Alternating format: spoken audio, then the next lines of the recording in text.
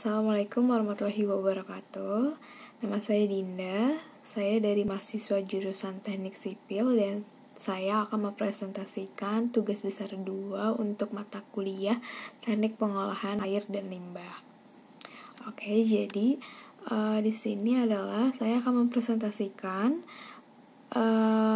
untuk penawaran pengolahan air limbah rumah sakit tipe C. Nah, jadi sistem pengolahan air limbah rumah sakit tipe C adalah pengolahan air limbah rumah sakit yang dirancang secara khusus untuk mengurangi pencemaran air dengan cara memproses limbah cair dari instalasi pengolahan air limbah laboratorium, rumah tangga, dan medis hingga olahannya sesuai dengan baku mutu pemerintah yang memang sudah ada ketentuannya.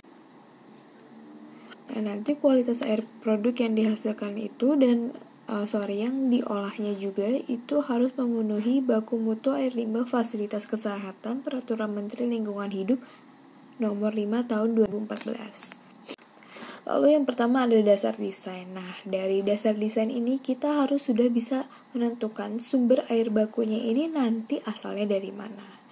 Karena untuk kasus ini adalah rumah sakit, maka tentu saja sumber air bakunya ini dari limbah yang memang mayoritas itu medis ya, seperti yang dari kamar, dapur, laundry, ruang operasi, wastafel, dan lain-lain.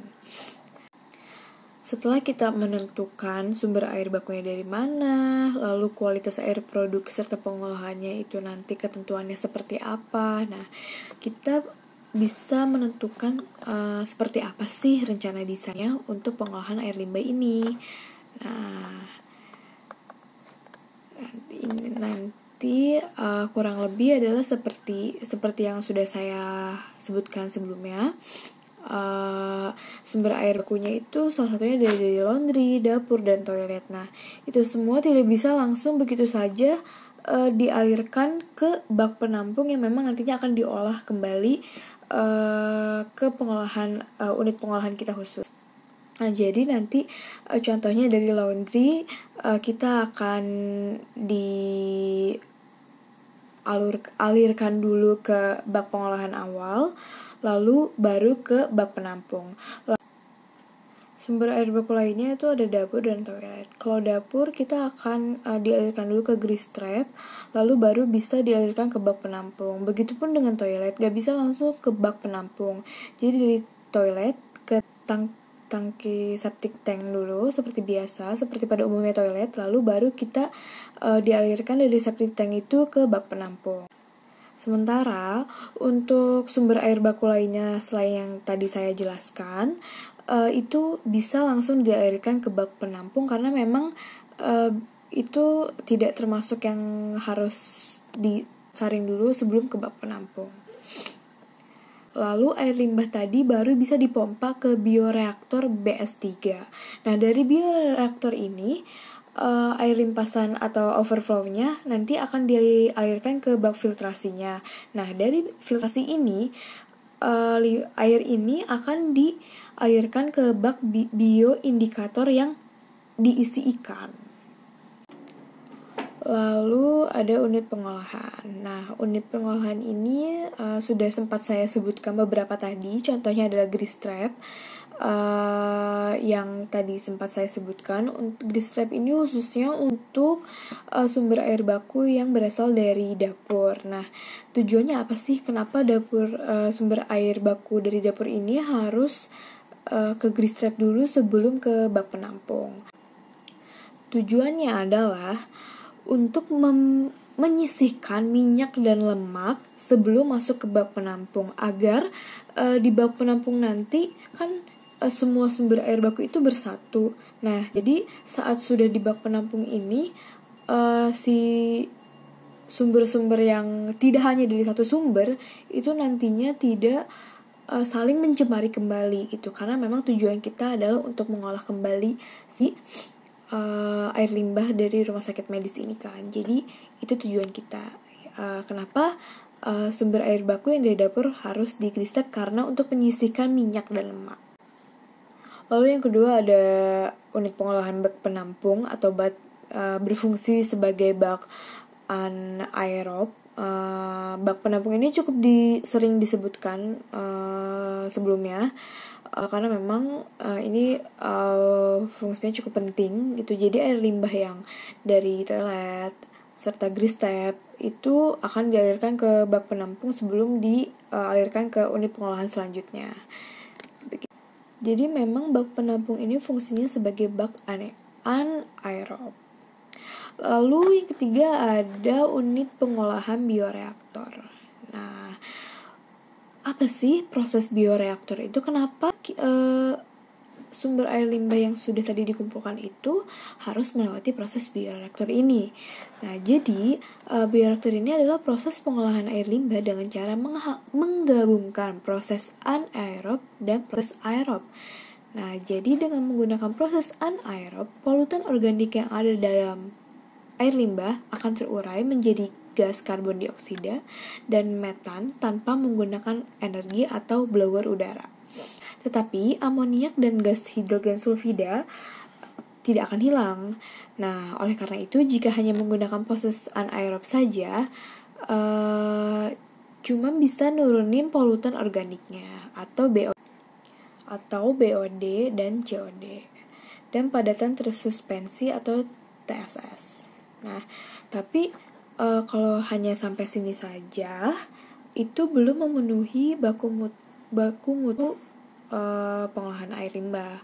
Nah, makanya gimana caranya biar memenuhi air olahan yang dari sini lalu diproses menggunakan aerob gitu. Jadi sebelumnya sudah diproses menggunakan proses anaerob, selanjutnya akan diproses menggunakan aerob agar sesuai dengan ketentuan baku mutu. Dengan proses aerob, polutan organik yang tadinya tuh masih tersisa nantinya ini akan terurai menjadi gas karbon dioksida dan air. Amoniaknya itu akan teroksidasi menjadi nitrit, selanjutnya yang akan menjadi nitrat. Sedangkan gas H2S-nya ini akan diubah menjadi sulfat. Nah, dengan menggunakan proses anaerob dan aerob ini, maka akan dapat menghasilkan air olahan dengan kualitas yang baik dengan menggunakan konsumsi energi yang lebih rendah. Jadi kita bisa saving cost karena itu tadi kita tidak perlu menggunakan unit pengolahan yang sebelumnya itu diperlukan jika memang ingin menghasilkan air olahan yang berkualitas baik gitu. Jadi kita tetap bisa mendapatkan hasil olahan yang berkualitas bagus, berkualitas baik dengan cost yang tidak tinggi atau tidak terlalu tinggi. Nah, ini adalah diagram alir proses dari yang sebelumnya sudah saya jelaskan. Nih kita bisa lihat air limbah dapur akan dikirimkan dulu ke grease trap, air limbah laundry akan bak kontrol dulu, air limbah rawat inap serta wastafel akan dialirkan dulu ke septic tank, lalu dan air limbah lainnya bisa langsung ke bak penampung. Nah, dari bak penampung ini lalu akan dipompa ke bioreaktor dan lalu akan ke bak filtrasi untuk difilter kembali, lalu bisa ke bak BI dan akan menjadi air olahan kembali yang tentunya berkualitas baik.